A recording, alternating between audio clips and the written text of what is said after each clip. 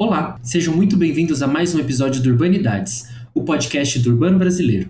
Eu sou Matheus Cardoso, bacharel em Ciências Sociais e pesquisador do Urbandata Brasil, e serei o seu anfitrião. E para compor a bancada desse episódio, eu tenho a honra de dividir a mesa com Maria Sofia Garcia Rocha. Tudo bem, Sofia? Oi, Matheus, tudo bem? Tudo bem aos nossos ouvintes? Estou muito feliz por estar em mais uma banca do episódio do Urbanidades. Eu sou a Sofia, bacharel em Ciências Sociais e pesquisadora do Urbandata Brasil desde 2022. Então, antes da gente passar para o nosso episódio, eu vou dar alguns recadinhos das redes. Não esqueçam de nos seguir no Instagram. A gente tem o user @urbanidadespodcast. No Twitter estamos como UrbanidadesFM e também visitem o nosso site urbandatabrasil.fflash.usp.br. que tem aí o banco de dados bibliográficos sobre o Brasil urbano para vocês consultarem. Bom episódio para nós. Perfeito. E contamos também com a participação de Paulo Henrique Matos Andrade. Tudo bem, Paulo? Olá, Matheus. Olá, Sofia. Olá, ouvintes. Eu me chamo Paulo Henrique, sou doutorando em Sociologia, pesquisador do Urbandata Brasil, e é uma satisfação estar novamente com vocês em mais um episódio. E no episódio de hoje, a gente vai conversar um pouquinho com André De Pieri Pimentel sobre a sua tese de doutorado intitulada O Comércio de Autopeças Usadas e as Disputas Contemporâneas em torno de sua regulação, um estudo etnográfico sobre deslocamentos recentes na economia da desmontagem de veículos em São Paulo. Tudo bem, André?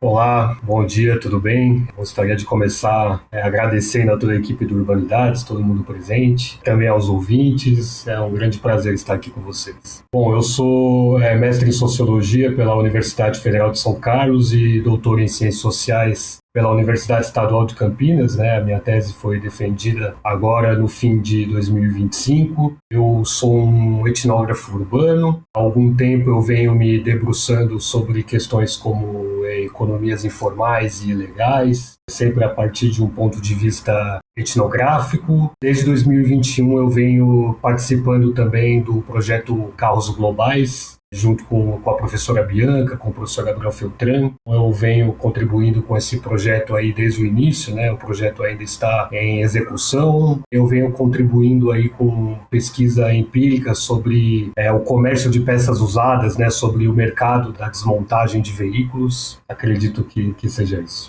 Perfeito, André. Para a gente começar então a nossa conversa, uma questão importante que ela é explorada na tese são as dicotomias entre o legal, o ilegal, o formal e o informal, e como existem distintas porosidades e mesmo oposições binárias entre elas. Você poderia contextualizar e comentar um pouco para a gente sobre como essas diferentes dicotomias e como a lei do desmanche elas atuam na relação entre o legal e o ilegal?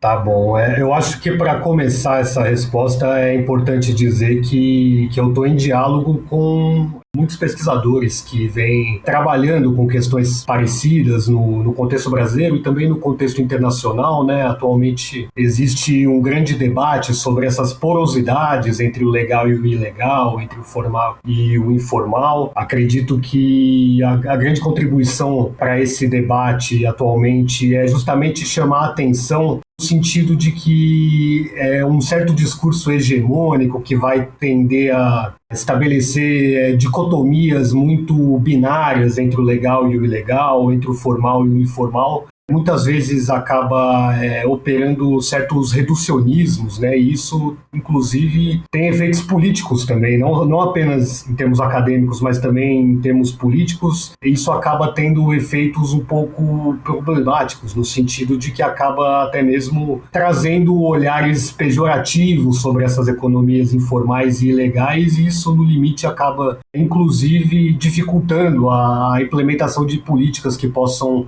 atuar com relação a esses temas. Então, através da minha pesquisa de doutorado, eu pesquisei um desses mercados em específico, que é, no caso, os desmanches de veículos, né? A partir de um ponto de vista específico, o exemplo dos desmanches também chama a questão para essas interfaces e também para as clivagens entre o legal e o ilegal, entre o formal e o informal, né? E é um tema interessante porque, de certa forma, ele propõe um debate, né? Por um lado, do ponto de vista teórico, é importante problematizar essas divisões binárias, porém, por outro lado, enquanto eu estava fazendo o meu trabalho de campo, enquanto eu estava desenvolvendo a minha pesquisa, muitas vezes eu me deparei com pessoas que mobilizam esse tipo de distinção binária, né? Então, isso me trouxe uma questão metodológica em mente, né? Como fazer para a gente pesquisar temas que, por um lado, permitem a gente problematizar esses discursos reducionistas e normativos, porém que, por outro lado, onde a gente interage, conversa com pessoas que mobilizam essas distinções e que, inclusive, partem dessas distinções para também propor intervenções que vão ali deslocar as dinâmicas de funcionamento desses mercados, né? Então, no caso da desmontagem, né, é um mercado que, enfim, que a existência ela é muito conhecida por todos, mas que pouca gente sabe de fato quais são as dinâmicas de funcionamento dessa economia. Quando a gente fala em desmanches, muita gente logo pensa que se trata de uma economia informal, até mesmo de um mercado ilegal, que seria um destino frequente, né, para carros roubados ou furtados, enfim. E recentemente esse é um mercado que vem tendo suas dinâmicas de funcionamento muito deslocadas exatamente pela implementação de leis e de outras políticas que vão propor ali uma formalização desse mercado, né? Então, a gente, de certa forma, questiona esse olhar normativo, dicotômico, porém, ao mesmo tempo, é um exemplo onde a gente vê a atuação de pessoas que mobilizam esse discurso, né? Que havia uma forte narrativa de que era uma economia informal e que ela deveria ser mais regulada pelo Estado. Isso, inclusive, seria importante do ponto de vista da gestão do crime, né? Do ponto de vista do combate ao roubo e furto de carros. Então, vai ser implementada no ano de 2014 uma lei versando sobre a regulação dessa atividade, né, que é a Lei Estadual número 15276. É uma lei que foi proposta com uma forte preocupação securitária de combater o roubo e furto de veículos. Então, do ponto de vista desses agentes, havia uma conexão praticamente direta entre informalidade e ilegalidade, e desse ponto de vista era necessário formalizar esse mercado para que práticas ilegais ligadas a ele pudessem ser combatidas. E a minha tese ela se situa nesse cenário recente, buscando analisar quais são os deslocamentos que se produzem nesse mercado a partir da implementação dessa lei. E é importante dizer que quando eu falo em formalização, eu não estou me referindo a um processo hegemônico, um processo homogêneo que afeta o mercado da mesma forma de modo geral. Eu estou falando também, inclusive, em um processo que cria estratificação nesse mercado. Por um lado, algumas empresas, alguns empresários conseguiram se adaptar às novas demandas legais e burocráticas que esse processo traria, e por outro lado, outras empresas, outros empreendedores acabaram não se adaptando a esses deslocamentos recentes por uma série de questões, né? Ou porque não puderam atender às novas demandas para atuar como um desmanche formalizado, ou até mesmo porque atuam de forma mais explicitamente ilegal, né, comercializando peças de veículos receptados de roubo ou furto. Então, assim, é um tema que eu acredito que é um exemplo específico, mas que contribui para esse debate mais geral em torno dessas interfaces e dessas fronteiras entre o legal e o ilegal e entre o formal e o informal, né? Então é dessa forma mais ou menos que eu pretendo também contribuir para esse debate através da pesquisa que eu desenvolvi. Perfeito, super interessante, e aprofundando um pouco esse debate, tem uma noção que de certa forma permeia todo o texto, que tem a ver com a construção de uma identidade de classe no desmanche. Então você cita o Edward Thompson, de um livro de 1987, a citação é a seguinte: do ponto de vista daqueles que se reivindicam como legais, os ilegais são discursivamente situados em um lugar de alteridade política, que se baseia inclusive na construção de uma identidade de classe. Então, queria que você falasse um pouquinho mais sobre esse trecho, o que seria essa alteridade política, como que ela se relaciona com a construção de uma identidade de classe no contexto do desmanche, e como que isso também se relaciona com as fronteiras porosas entre o legal e o ilegal.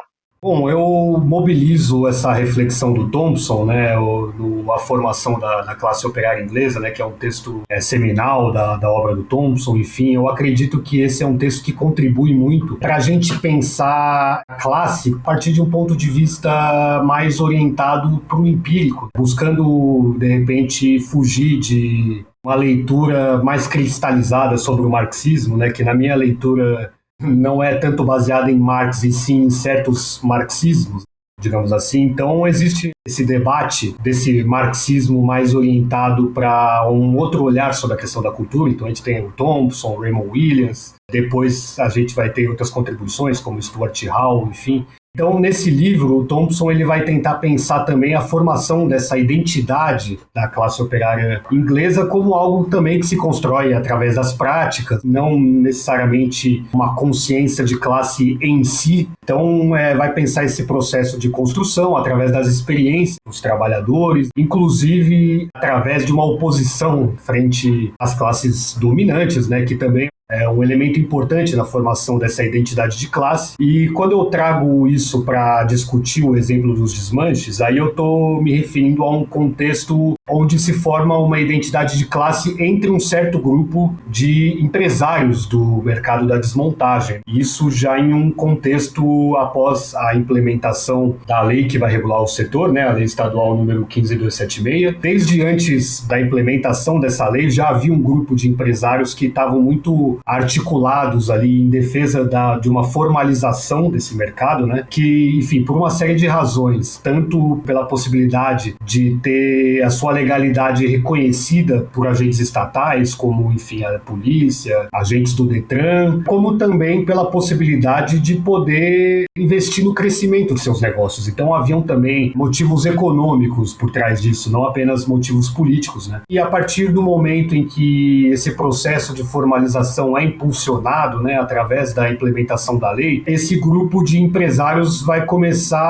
a mobilizar muito fortemente um discurso de combate aos ilegais, né, até como forma de proteger a si mesmos nesse mercado. Então, eles vão reforçar argumentos de caráter securitário, que antes eram mais ligados a empreendedores morais, ligados ao campo da segurança pública. É, de certa forma, um mecanismo também de proteção dos interesses desses agentes, não apenas políticos, mas também econômicos. Então, eu vou pensar essa identidade de classe entre esse grupo de empresários que acabariam compondo uma elite de empresários do setor, como algo que se constrói também através das práticas e que envolve também disputas no campo da política institucional, envolve a construção de diálogos com outros setores da economia, né, como, enfim, o mercado segurador, leiloeiros de veículos, mais recentemente também próprios produtores de veículos, as montadoras. A mobilização da leitura do Thompson sobre a formação de uma identidade de classes tem um pouco desse pano de fundo, né?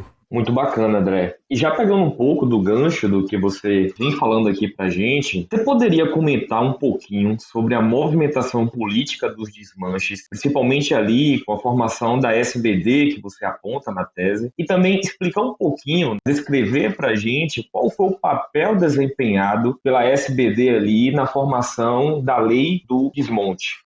Eu acho que antes de me aprofundar nessa discussão, acho que talvez seja importante destacar que SBD é um nome fictício, né? Por uma série de motivos éticos, né? A gente acaba não podendo revelar, né, as identidades reais aí dos nossos interlocutores. Eu acabei optando por usar um nome fictício também, porque para não possibilitar a identificação dos meus interlocutores. Isso, de certa forma, é uma questão metodológica sensível, né? Porque também implica em não poder revelar certos detalhes, né, da atuação dessa associação, né? A SBD, esse nome fictício que eu usei, seria uma sigla para Sociedade Brasileira dos Desmanches, né? Não é um nome exato dessa associação, mas é interessante descrever que é uma associação que se forma através desse grupo de empresários do setor, né, que mais tarde comporiam uma elite, e essa associação ela tem um papel bastante importante, né, na construção política e também no processo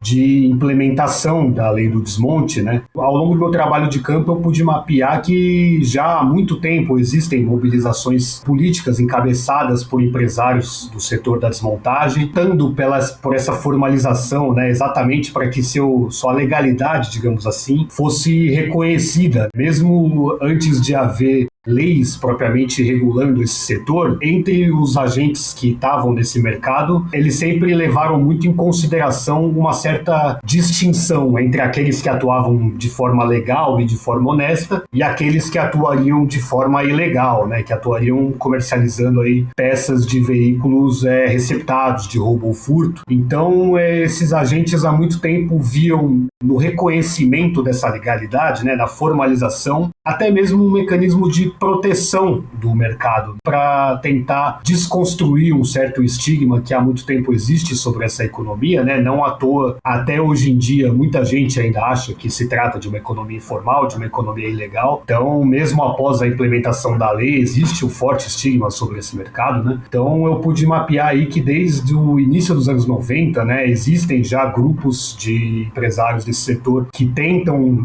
lutar pela formalização desse mercado. No primeiro momento, essas reivindicações não tinham forte ressonância no debate público. A questão da regulação desse mercado, ela, de certa forma, se torna um problema mais discutido ali a partir dos anos 2000, né, que é um contexto onde existe um grande crescimento dos indicadores de roubos e furtos de veículos no estado de São Paulo. Então, é um momento onde as forças de segurança e demais agentes ligados ao Estado começam a discutir mais enfaticamente a regulação desse mercado, né? Porque é um cenário onde a informalidade começa a ser construída como um problema. Então, esse tema se torna mais debatido, né? Algumas intervenções são implementadas no sentido de tentar formalizar esse mercado, mas elas acabam não dando certo, né? Em um primeiro momento, se configurou um debate onde alguns eram defensores de formalizar essa economia como uma alternativa para combater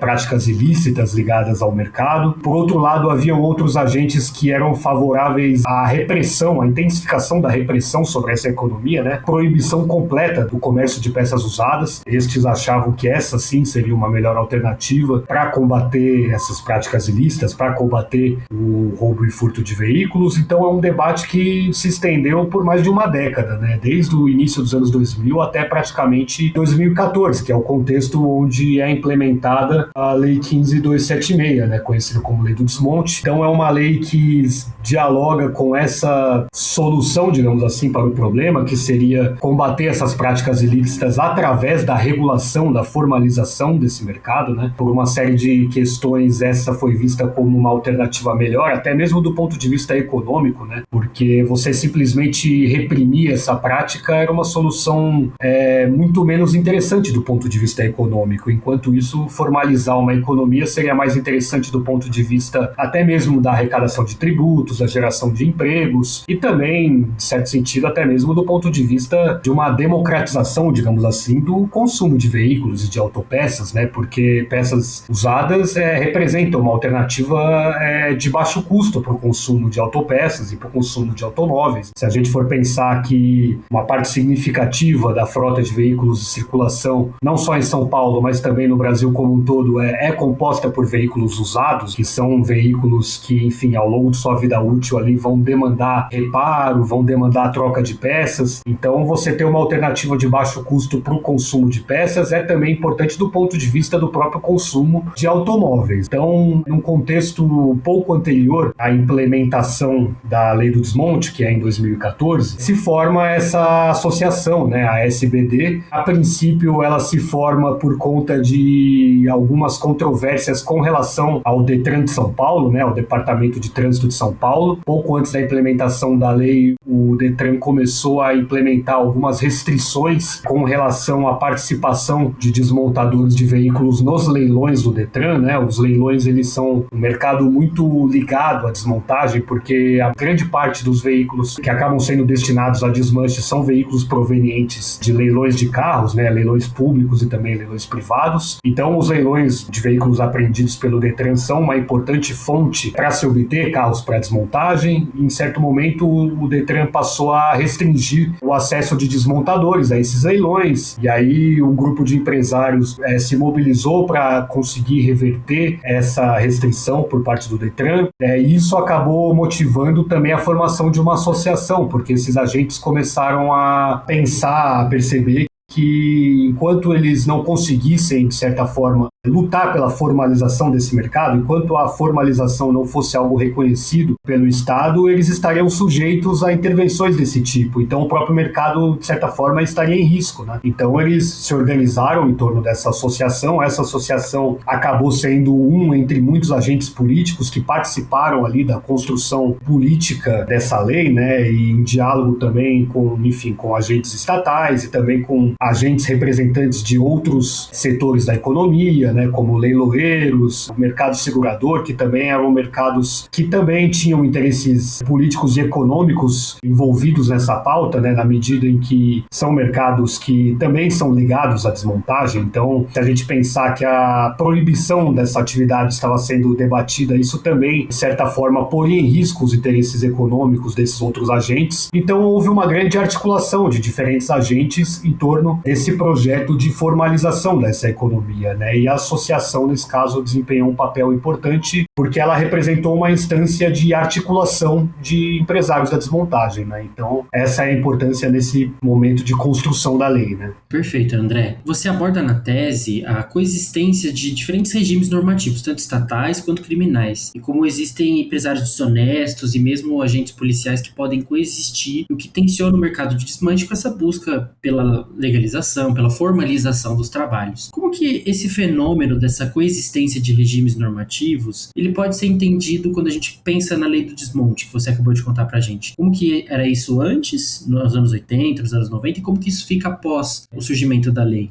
Bom, aqui eu acho que talvez seja interessante eu começar minha resposta retomando algumas coisas que os meus interlocutores falaram, né? Porque, enfim, para mim é um pouco difícil mapear esse contexto pré-lei do desmonte, porque, de modo geral, o mercado da desmontagem, assim como diversas outras economias que são inseridas nesse universo das ditas economias populares, é um tema que não tem tanta documentação, né? Então isso é um desafio para quem pesquisa o tema. E aqui eu acho que é interessante retomar uma fala de um interlocutor meu, né, que é o Paulo, acho que é o personagem central, digamos assim, na tese, né? Paulo, é importante falar também que ele é parte importante da SBD e que ele é um defensor declarado da lei do desmonte, né? Ele é um desses agentes que acredita que a formalização é um meio de permitir que o mercado se desenvolva livre da concorrência desleal dos ilegais, dos desonestos, daqueles que atuam, né, com carros roubados. Então, quando eu questionei isso que vocês me questionaram agora pro Paulo, né, como que era o mercado antes da lei, como que eram as configurações da informalidade, da ilegalidade, enfim. Paulo, ele dizia que o mercado antes da lei, no contexto anterior a esse debate público em torno da formalização da atividade, que era um mercado que operava de uma maneira muito informal. E isso, enfim, significa que na prática não haviam leis que regulassem propriamente o funcionamento dessa economia, porém, por outro lado, isso também se refere a outros aspectos com relação ao funcionamento desse mercado, né? Não havia um grande controle sobre mercadoria em estoque, não havia uma demanda por trabalhar de maneira mais profissionalizada, digamos assim. Então, uma série de elementos que são associados aí a essa representação de informalidade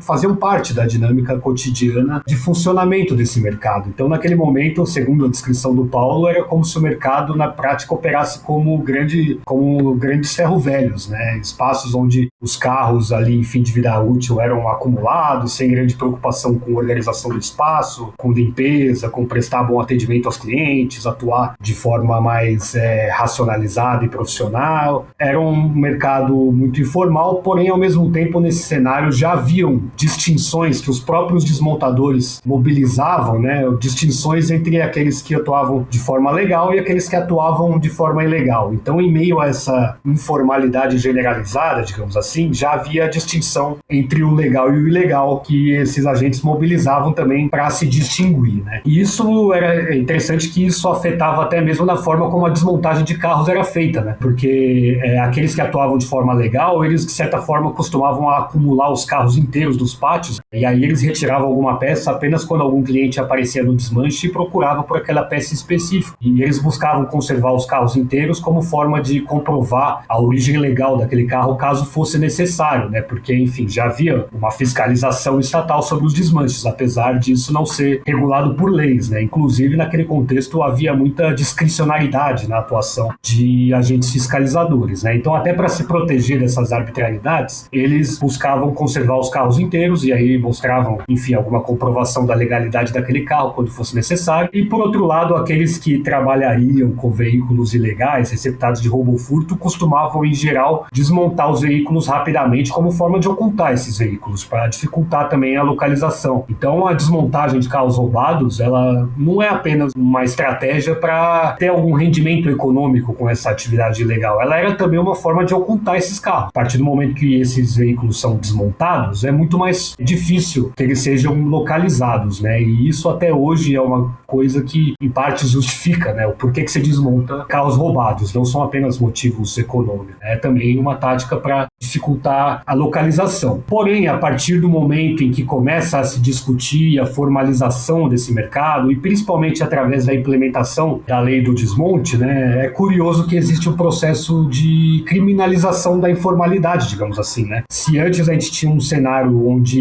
informalidade não necessariamente significava ilegalidade, até porque a informalidade era uma coisa que, inclusive, era compartilhada pelos legais, digamos assim, a partir do momento em que existe uma lei que institui critérios para o funcionamento de desmanches formalizados e que institui a obrigatoriedade da formalização desse mercado, a partir desse momento o informal se torna também ilegal, né? Então é curioso ver como que essa lei também desloca até mesmo os próprios sentidos que esses agentes atribuem a essas categorias. Então, a princípio, em contexto anterior à lei, não havia uma carga tão moralizada com relação à informalidade, esse cenário mudaria a partir da implementação da lei. Atualmente, os informais e os ilegais, ambos são considerados agentes do ponto de vista dessa elite de empreendedores do setor que defende a formalização e que defende a legalidade. Tanto os informais quanto os ilegais são vistos como agentes que praticam uma espécie de concorrência desleal, né? Então são agentes que deveriam ser tirados do mercado, inclusive, até mesmo para proteger o desenvolvimento desse mercado e também para combater esse estigma que ainda norteia esse mercado.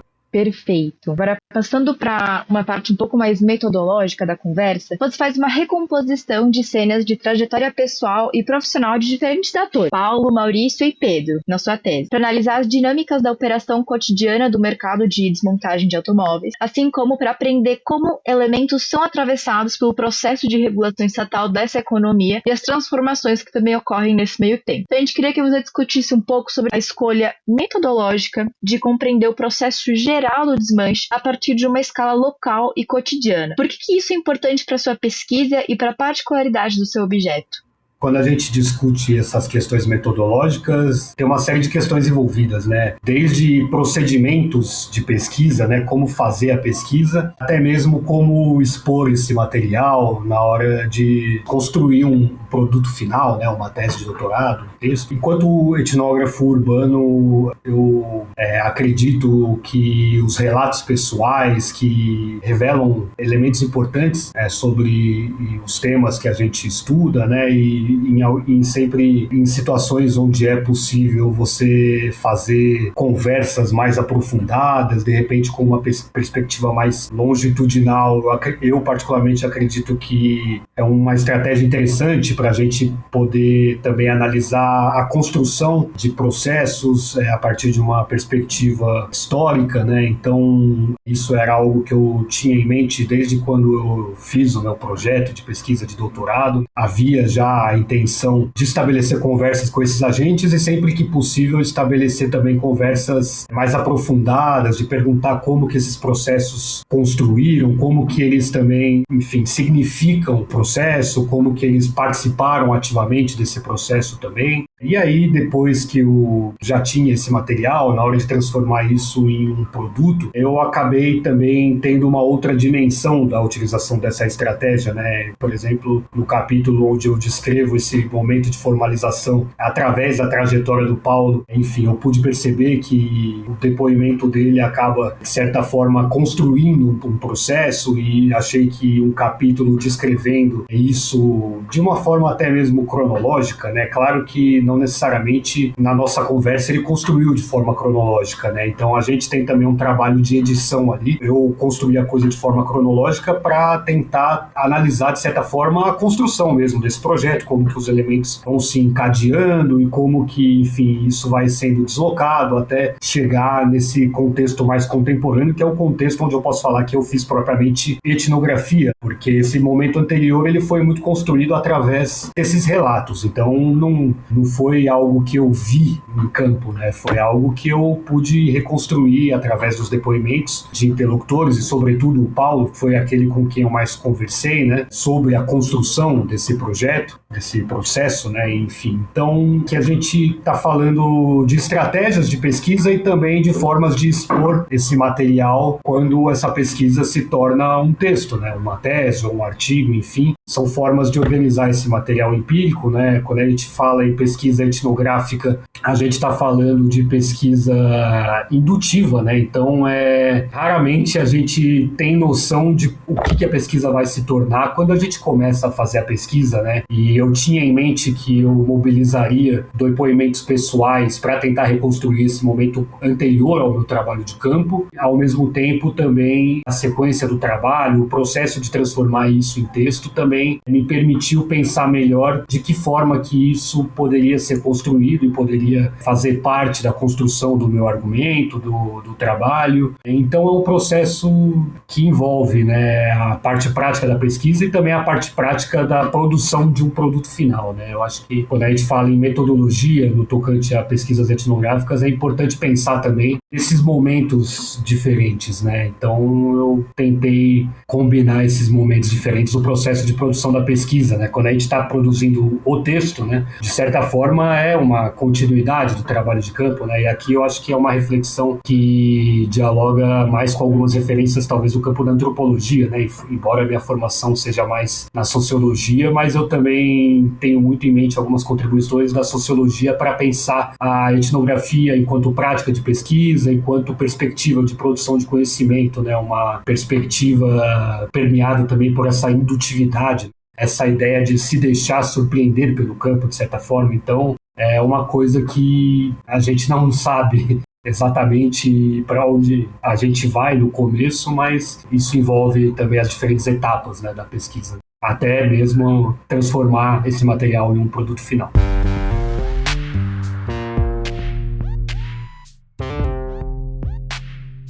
Antes de continuar o episódio, gostaríamos de te lembrar que o Urbanidades é apenas uma entre tantas outras iniciativas do Urbandata Brasil, banco de dados bibliográficos sobre Brasil urbano. Para saber mais, confira nosso site urbandatabrasil.fflch.usp.br e não deixe de nos acompanhar no Instagram pelo @urbanidadespodcast. Vamos para a segunda parte da entrevista.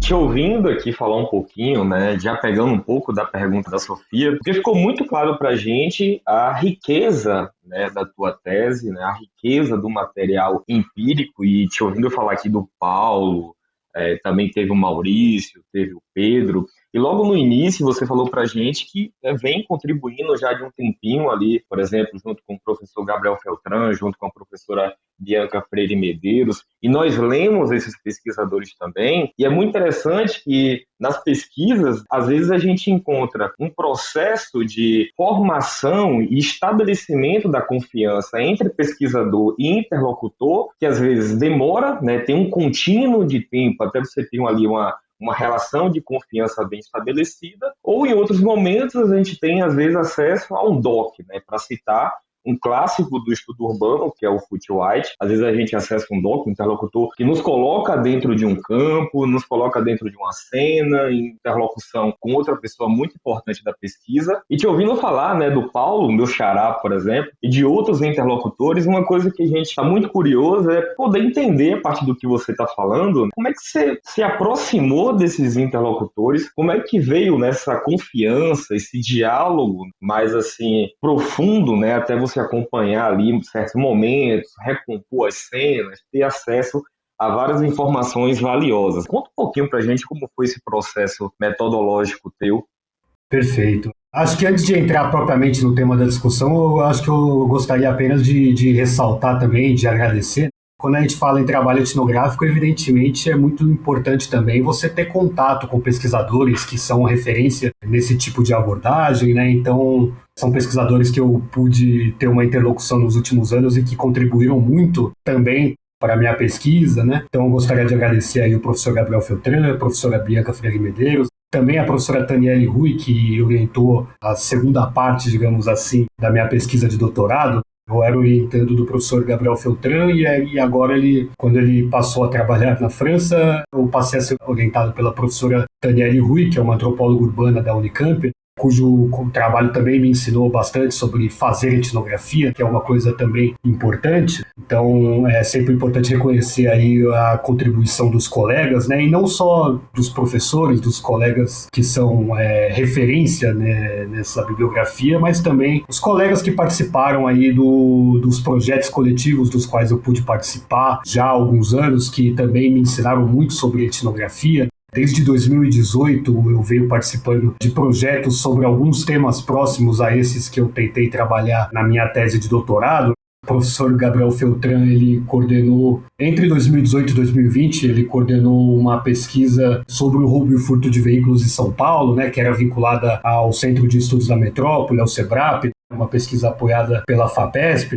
Essa pesquisa, inclusive, ela deu origem no livro Stolen Cars, A Journey Through São Paulo's Urban Conflict, que foi publicado em 2022. Eu tive o grande prazer de poder participar da escrita desse livro, né? Então, no primeiro momento, eu contribuía para essa agenda coletiva de pesquisa através de uma pesquisa empírica sobre leilões de carros, né? Foi a minha porta de entrada para esse tema, digamos assim. Enfim, os leilões de veículos são um mercado muito ligado à desmontagem também, então, de certa forma, foi um primeiro contato com a desmontagem. E naquele momento tinham outros colegas desse projeto que já pesquisavam desmanches, né? A Isabela Viana Pinho, Gregório Zambon, né? O Lucas Alves Silva, outros colegas que também pesquisaram os desmanches através de um ponto de vista mais da implementação das leis, né? Como a Luana Mota, Janaína Maldonado, enfim. Então, participar desse grupo foi muito importante, até mesmo para eu entrar em contato com essas pessoas. Por exemplo, o Maurício é o interlocutor que eu conheci através da Isabela, do Gregório e do Lucas, né? Eles já conheciam o Maurício, né, através de algumas incursões iniciais a campo.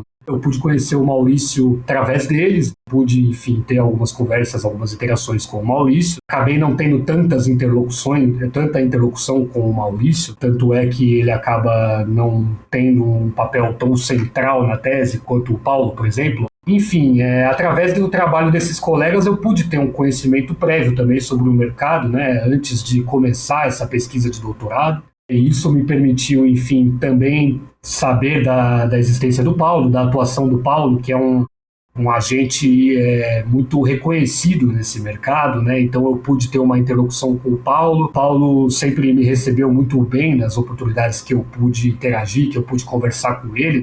Até pelo fato do Paulo ser um agente que é muito defensor dessa formalização desse mercado, há muito que ele tem uma ideia de que é importante, uma parte importante desse projeto é você estar perto também de pesquisadores, né? Não só das ciências sociais, evidentemente. Na verdade, ele tem muita proximidade, sobretudo com pesquisadores de outros campos, né? Especialmente engenheiros, também com o pessoal com uma formação mais de negócios, né? Ele sempre buscou agregar os pesquisadores nessas redes da SBD, desse grupo de empresários, também como, enfim, uma forma de tentar investir no desenvolvimento do mercado e até mesmo na desconstrução desse estigma, né? Então, através desses interesses bastante específicos por parte dele, isso possibilitou que eu tivesse também entrada de campo interessante, né? E, enfim, essa é uma agenda de pesquisa coletiva, né, iniciada nesse projeto anterior, coordenada pelo professor Gabriel Feltran, que acabou também prosseguindo, né? Desde 2021, eu venho também participando do projeto Carros Globais, né, que é um projeto vinculado ao SEBRAP, atualmente coordenado pela professora Bianca, né? O professor Gabriel ainda tem uma participação muito ativa nesse projeto, né, que é um projeto que tenta também investigar temas próximos, mas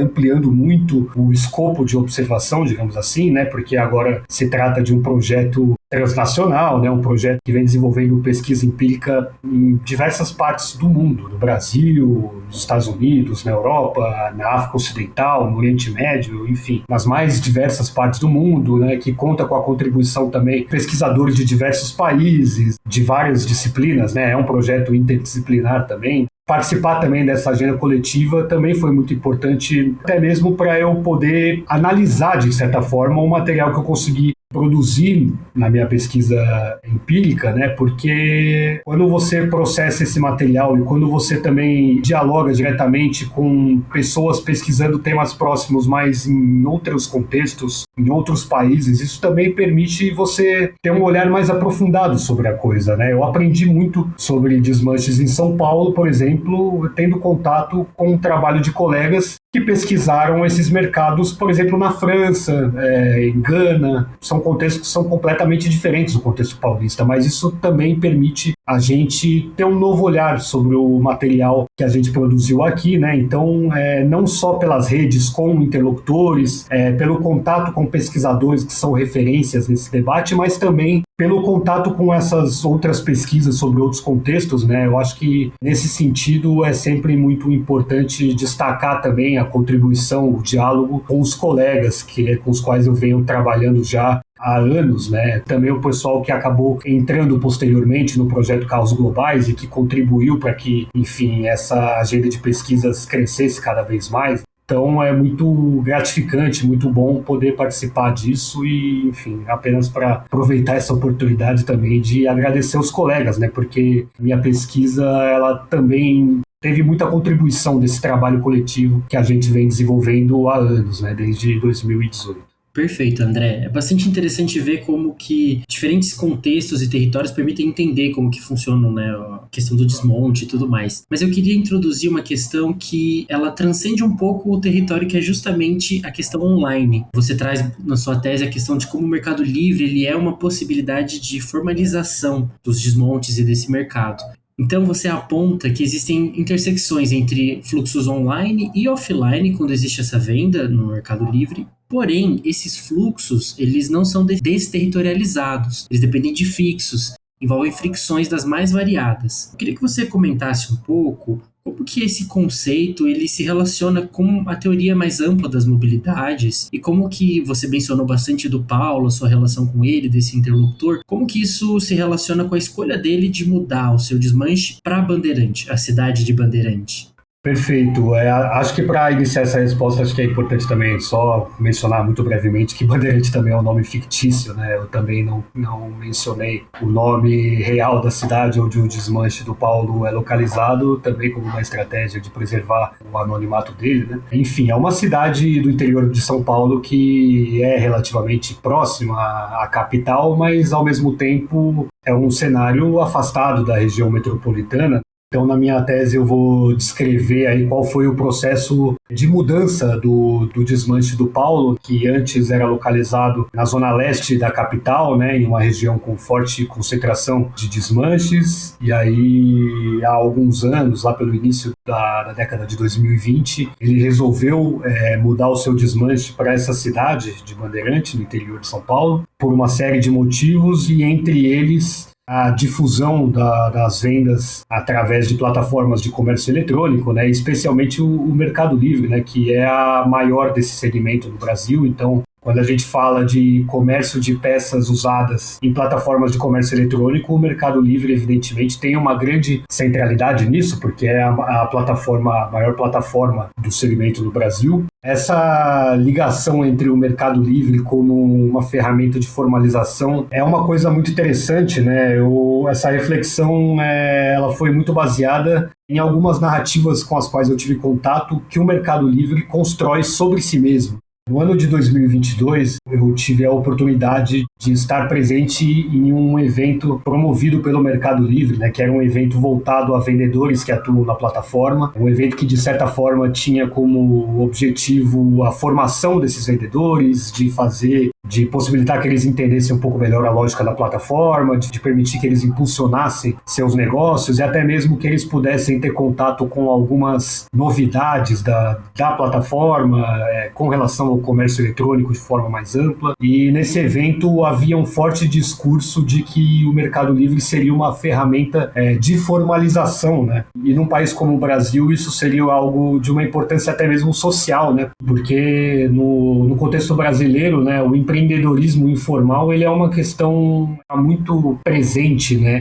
nas vidas cotidianas das classes populares. No Brasil, essa ideia de trabalho formal, de empreendedorismo formal, ela frequentemente não era uma realidade acessível para muitos, então o empreendedorismo informal figura ali como opção, né? A gente tem aí um debate em torno da ideia de viração, né, da professora Vera Teles, enfim, a gente tem diversas outras contribuições que vão pensar o lugar social do empreendedorismo informal nas vidas cotidianas das classes populares urbanas do Brasil. Então, o Mercado Livre, naquele momento, se colocando enquanto um agente de formalização desses empreendedores informais. A partir do momento em que empreendedores informais começam a atuar através da plataforma, a plataforma supostamente permitiria que esses empreendedores expandissem seus negócios, que eles pudessem obter rendimentos econômicos com isso, e aí eles poderiam enriquecer e aí sim se formalizar, né? Esse seria o discurso que a plataforma constrói sobre a sua importância social, digamos assim. E ao mesmo tempo é curioso notar que esse discurso ele também parte de uma especificidade das políticas de uso da plataforma, né? Porque, em tese, isso tem ligação direta com o fato de que ela permite que vendedores informalizados, que vendedores que não possuem CNPJ, comecem a vender na plataforma, né? Então, para você se tornar um vendedor no Mercado Livre, via de regra, você não precisa ter um CNPJ. Basta fazer um cadastro simples.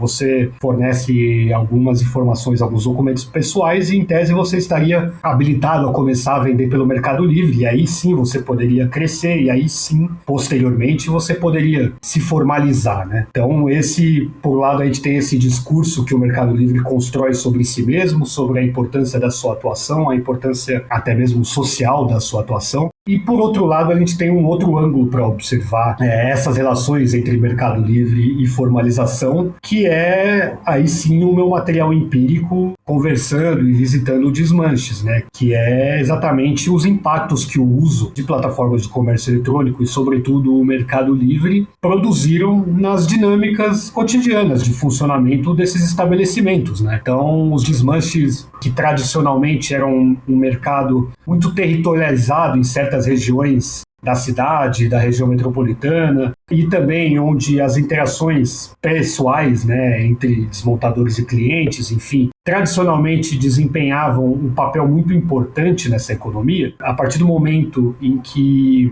o uso de plataformas de comércio eletrônico se torna mais difundido, a centralidade dessas dinâmicas territorializadas e presenciais ela acaba se deslocando. Não significa que elas não são mais importantes, e sim que elas foram deslocadas, né? É claro que ainda existem muitos desmanches que permanecem localizados em regiões com alta concentração de desmanche. Porém, por outro lado, existem exemplos também de empreendedores que fizeram como o Paulo fez. A partir do momento em que se pode vender através de plataformas de comércio eletrônico, para alguns talvez não fazia tanto sentido mais permanecer localizado nessas regiões, até porque se a gente está falando de uma região que tem muitos desmanches, então isso vai causando um adensamento nessas regiões, isso pode, inclusive, e frequentemente, isso faz com que os preços dos aluguéis acabem subindo, né? Essa é uma queixa muito comum que eu ouvi fazendo visitas a desmanches localizados em regiões com grande presença de estabelecimentos desse tipo, né? Muitos empresários falam que o preço dos aluguéis dos galpões vem subindo, apesar de muitas vezes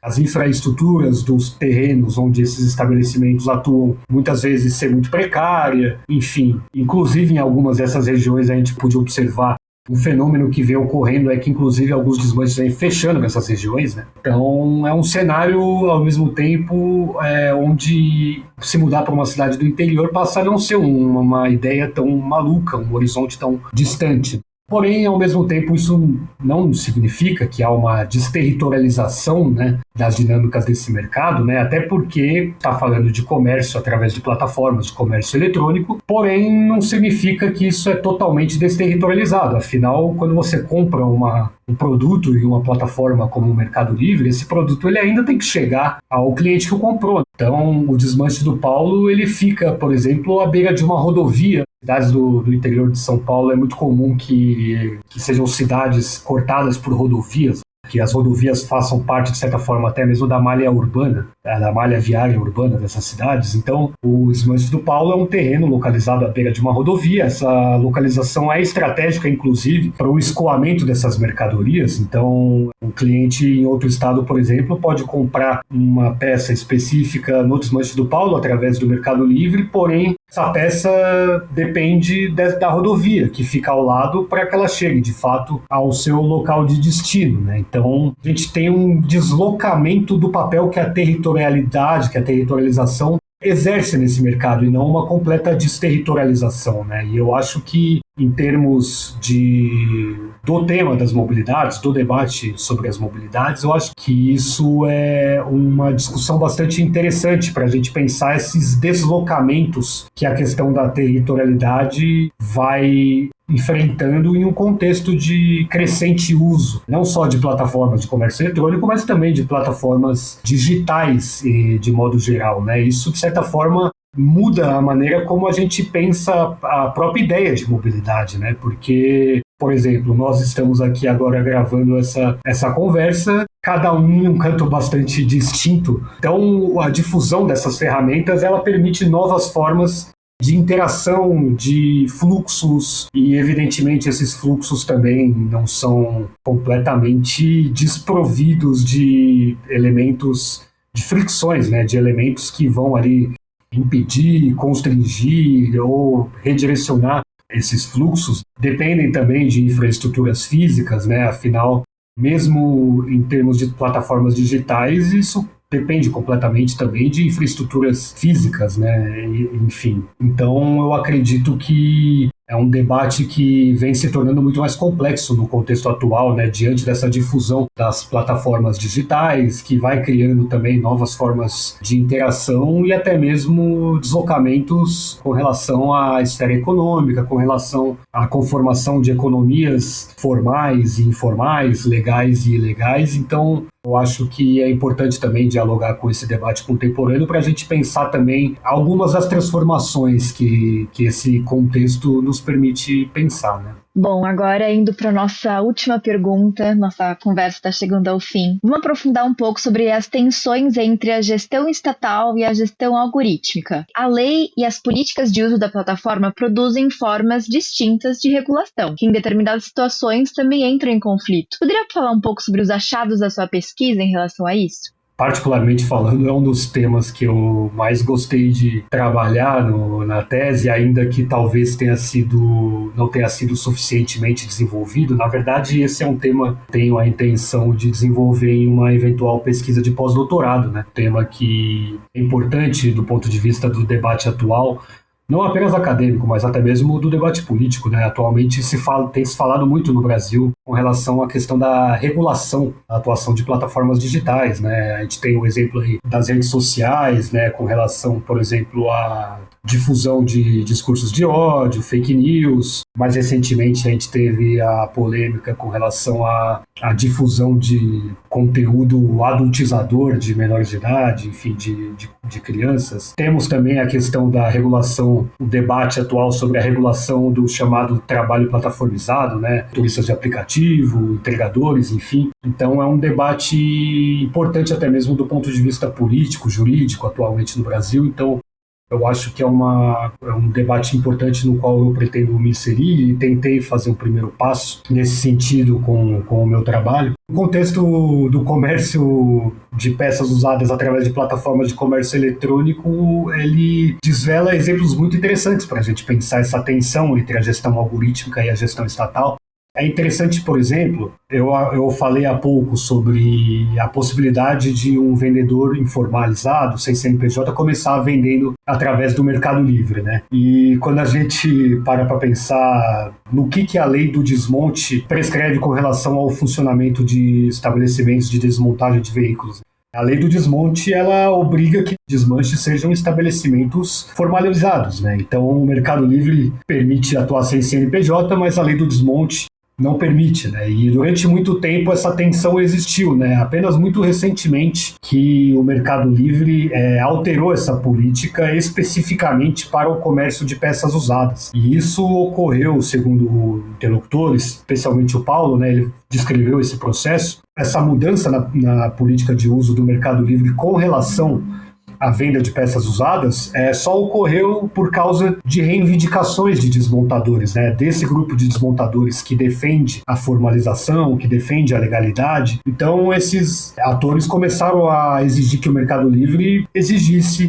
que vendedores desse tipo de mercado específico tivessem CNPJ, né? Afinal, é algo que a lei exige, né? Então, a partir do momento que a plataforma permite algo que a lei não permite, ela, de certa forma, está permitido que aqueles que atuam de forma ilegal atuem sem violar as políticas de uso da plataforma, né? Então, algo que, segundo a lei, seria considerado ilegal, de acordo com as políticas de uso da plataforma, seria completamente permitido, né? Então, isso é um exemplo muito esclarecedor para a gente pensar essa tensão entre a gestão algorítmica e a gestão estatal. Enfim, depois de muita reivindicação, a princípio o Mercado Livre ele estava um pouco relutante em implementar essa mudança, né? Afinal, quando a gente está falando em plataformas de comércio eletrônico ou plataformas digitais de forma mais geral, existe uma questão que muitas vezes a gente não consegue sequer saber quem são os funcionários dessas plataformas. Então havia uma relutância do Mercado Livre, de certa forma, né? E aqui é o Paulo que me disse.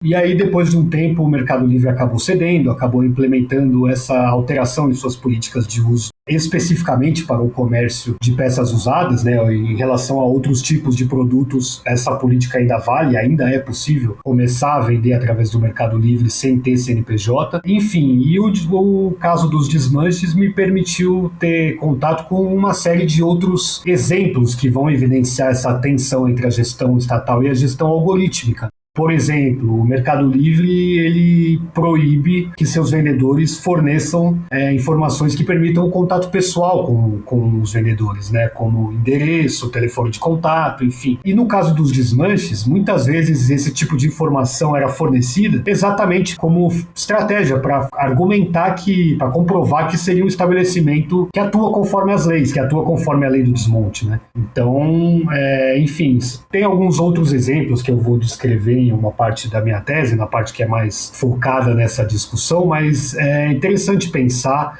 nessas tensões, né? E aqui também é importante dialogar com outros pesquisadores que vêm trabalhando sobre essa temática, né? Tem o trabalho da Ludmila Bilho, da Unicamp, que pensa muito também essa gestão algorítmica como algo que produz formas instáveis e flexíveis de regulação. Então, quando a gente pensa no caso dos trabalhadores plataformizados, são relações trabalhistas que não são permeadas por um processo de contratação muito bem estabelecido, onde até a remuneração desses trabalhadores não é produzida de forma estável, ela é flexível. O exemplo da tarifa dinâmica, digamos assim, acho que evidencia isso. Enfim, não tem cargas horárias, não tem jornadas de trabalho estáveis.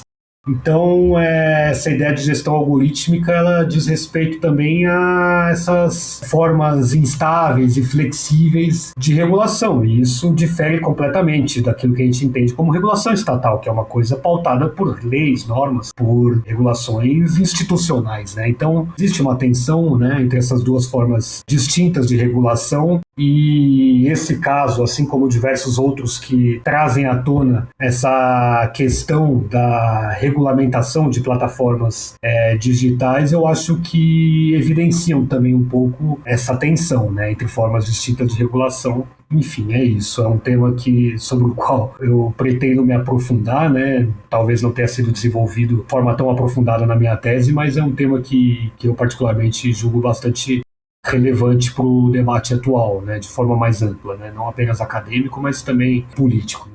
Perfeito, André, muito obrigado. Bom, pessoal, eu queria agradecer imensamente pela participação de todos vocês na conversa de hoje. Eu gostei bastante do programa. Eu gostaria de agradecer primeiramente a Sofia e ao Paulo por dividir comigo a bancada do episódio de hoje. Muito obrigada aos ouvintes, ao André, adorei o nosso episódio de hoje. Estou ansiosa já para os próximos episódios do Urbanidade. Muito obrigado, Matheus. Muito obrigado, Sofia, pelo convite. Muito obrigado, André. Agradecer aos nossos ouvintes. Aprendi demais no nosso diálogo de hoje e a gente se vê numa próxima. Eu gostaria de agradecer a você também, André, por compartilhar um pouco da sua pesquisa. Muito obrigado pela participação. Muito obrigado a toda a equipe do Urbanidades, todos os presentes aqui na mesa e também a todos os ouvintes pela oportunidade desse diálogo. Foi muito bacana também para mim. E gostaríamos de agradecer a vocês, ouvintes, pela companhia em mais um episódio. Não esqueça de seguir a gente nas redes sociais, no Instagram, no Facebook, no YouTube, e nos vemos mais vezes aqui no Urbanidades.